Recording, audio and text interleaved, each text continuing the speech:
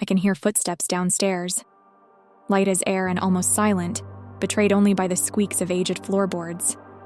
I'm hiding in the smallest, darkest space I could find, but there's half an hour left in the day, and not much house left to cover. I wish I never bought that fucking watch. Around Christmas, I found myself with a bit of extra money for the first time in my life. I decided to buy a smartwatch to help with my inevitable New Year's resolution to get fit. The Skulk watch had what I needed and the price was right, so I bought it.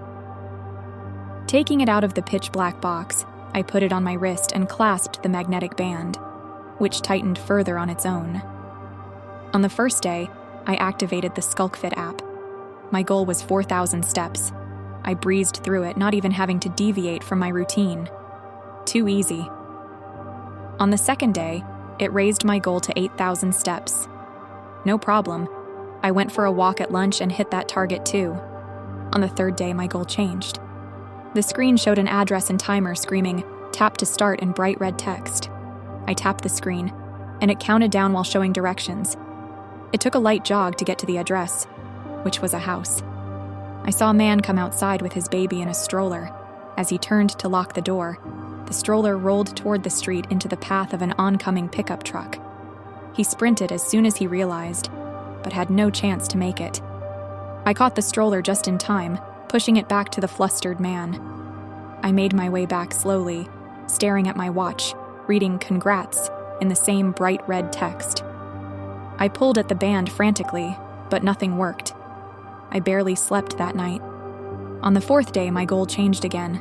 The watch had an address, but instead of a timer, had a specific time, 13:11.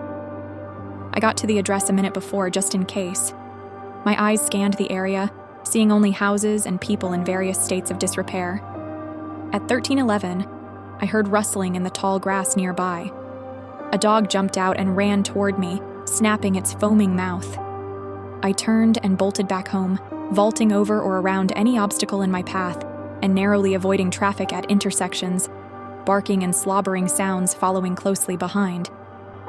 As I reached the end of the final intersection, a thud and screeching tires sounded off behind me. I kept running without turning around.